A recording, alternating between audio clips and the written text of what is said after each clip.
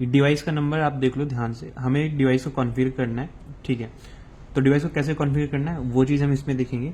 तो डिवाइस का नंबर पहले आपको ध्यान में रख लेना है, डिवाइस का नंबर क्या है। अब डिवाइस को लगा के चालू करेंगे, ठीक है, पावर में लगा दिया और चालू कर दिया, डिवाइस ऑन हो गया। आपको वाईफाई का एलईडी देखना है, क्या स्टेटस है उसका। तो एक बार अभी आप वाईफाई खोलोगे अपने फ़ोन में, तो आपको इस डिवाइस का जो नंबर है वो सेम नंबर ही आपको इधर रिफ्लेक्ट करेगा। यहाँ पे जैसे देखोगे अवेलेबल नेटवर्क्स में ये आ गया है, ठीक। तो इसमें मैं पासवर्ड डालूंगा,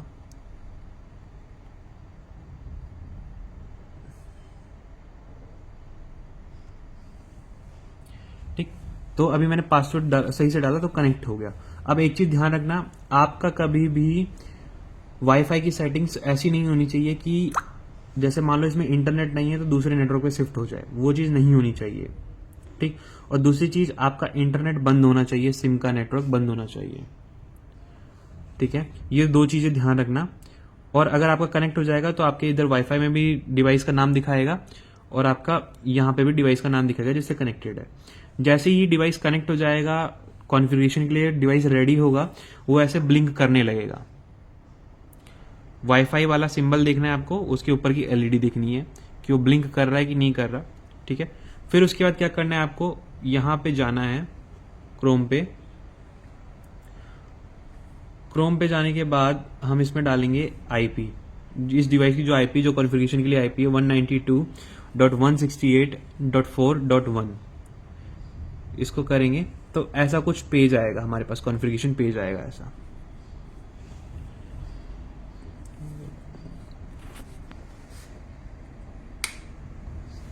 ऐसा कुछ पेज आएगा, ठीक। अब इसके बाद क्या है, हमें इसमें डेटा डालना है। वो डेटा आपको व्हाट्सएप पे मिल जाएगा। अभी हम रैंडम टेस्टिंग के लिए डेटा डाल रहे हैं। जैसे कि मैं इसमें पहला डेटा डालूंगा जीएसटी इलेक्ट्रॉनिक, मैंने कॉपी कर रखा है, इसको पेस्ट कर दिया यहाँ पे, और दूसरा भी मैंने पेस्ट कर दिया यहाँ पे, ठीक है। ये प्राइमरी नेटवर्क का क्रेडेंशियल्स है और एसएसआईडी है। सेकेंडरी नेटवर्क का नेम जो है वो हम कुछ भी डाल दे रहे हैं अभी के लिए, बट आपको वही डालना है जो आपको कॉन्फ़िगरेशन के टाइम दिया होगा आपके मैनेजर ने या फिर सुपरवाइजर ने, ठीक है। फिर उसके बाद एसेट आईडी आप कुछ भी डाल सकते हो, कुछ भी क्या मतलब जो आपको दी गई है, जिस पर्टिकुलर एसेट आईडी पे लगा हुआ है। तो अभी के लिए हम टेस्ट कर रहे हैं तो इसको हम टेस्ट डाल देते हैं, ठीक है। अंडरस्कोर डालना है, फिर 1 डाल देना है, या फिर जो भी नाम होगा एसेट आईडी का वो डाल देना है। आउटलेट आईडी, अभी हमारे पास कोई आउटलेट आईडी नहीं है तो इसलिए हम टेस्ट डाल दे रहे हैं इसको भी, और लोकेशन डाल दे रहे हैं दिल्ली। अब देखो कई लोग क्या करते हैं कि यहाँ पे, जैसे यहाँ पे फीड दिखाया तो इधर इन्होंने क्या कर दिया, अब स्पेस आ गया। आप अगर ध्यान से देखोगे तो यहाँ पे एक स्पेस है बीच में, अगर आपने यही सबमिट कर दिया तो डेटा नहीं आएगा, ठीक है। तो आपको क्या ध्यान रखना है, ये स्पेस हटा देना है यहाँ से, और आपको एक बार ऐसे करके देख लेना कोई स्पेस तो बाकी नहीं है, ठीक है। फिर इसमें भी देख लेना है कोई स्पेस है कि नहीं है।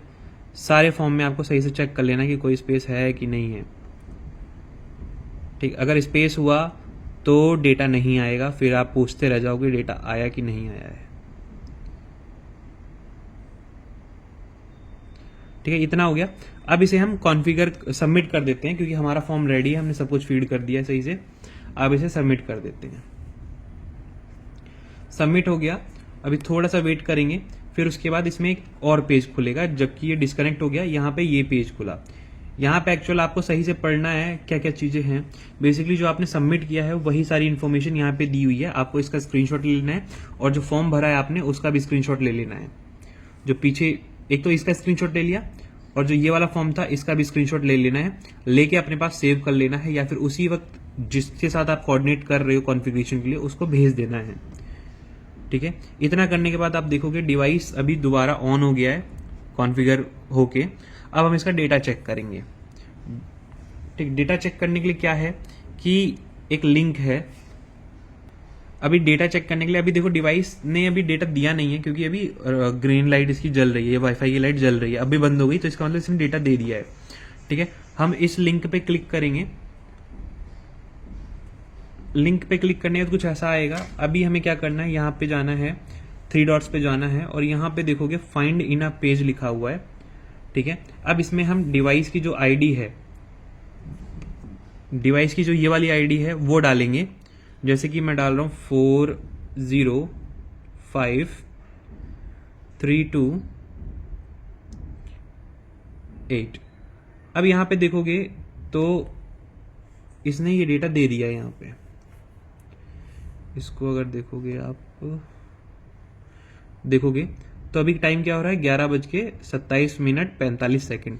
अभी क्या हो रहा है 11:28 हो रहे हैं। अभी क्या हो रहा है 11:28 हो रहे हैं, ठीक है। और अभी इसका टाइम क्या था, इधर देखोगे 11 बज के यहाँ पे ये यहाँ पे देखोगे आप ये वाला टाइम, तो 11:27 और यहाँ पे देखोगे जो टाइम हो रहा है 11:28। तो वो अभी हम देखने में डिले कर दिया तो इस वजह से वो लेट दिखा रहा है, बट ऐसा है। डिवाइस आईडी देखो, मैच करो, डिवाइस आईडी जो है इसकी वही डिवाइस आईडी है। बाकी चीजें हमें क्या ध्यान रखना है कि एक्चुअल दिया क्या है इसने। यहाँ पे देखोगे जो मैट्रिक्स है, मैट्रिक्स में ये वोल्ट सेंस के लिए बता रहा हूं मैं, ठीक है। इसी तरीके से और भी चीजें होंगी, तो टेम्परेचर वाले के लिए अलग है और जो अलग डिवाइसेस है उनके लिए अलग है। तो ये बेसिकली वोल्ट सेंस वाला है, तो इसमें जो भी डेटा दिया हुआ है वो सब प्रॉपर आना चाहिए, ठीक है। जैसे कि इसमें मैं दिखा दूं, यहाँ पे आप देखोगे तो यहाँ पे आप देख रहे हो current L1, I1, I2, I3 सब में डेटा आ रहा है, क्योंकि आपने 3 फेज किया हुआ है तो सब में डेटा आना चाहिए। यहाँ पे आपको और चीज चेक कर लेनी है, वोल्टेज V12, V1N यानी न्यूट्रल, फिर V2 यानी फेज 2 और फेज 3 दोनों पे कितनी वोल्टेज आ रही है, फेज 1 पे कितनी वोल्टेज आ रही है, फेज 2 पे कितनी वोल्टेज आ रही है, फेज 3 पे कितनी वोल्टेज, सब पे वोल्टेज आनी चाहिए। अगर नहीं आ रही तो कहीं ना कहीं आपकी वायर लूज है कम्युनिकेशन में, ठीक है, वो चीज चेक कर लेना, ठीक। और उसके बाद ये आपका प्रॉपरली कॉन्फ़िगर्ड हो गया है डेटा।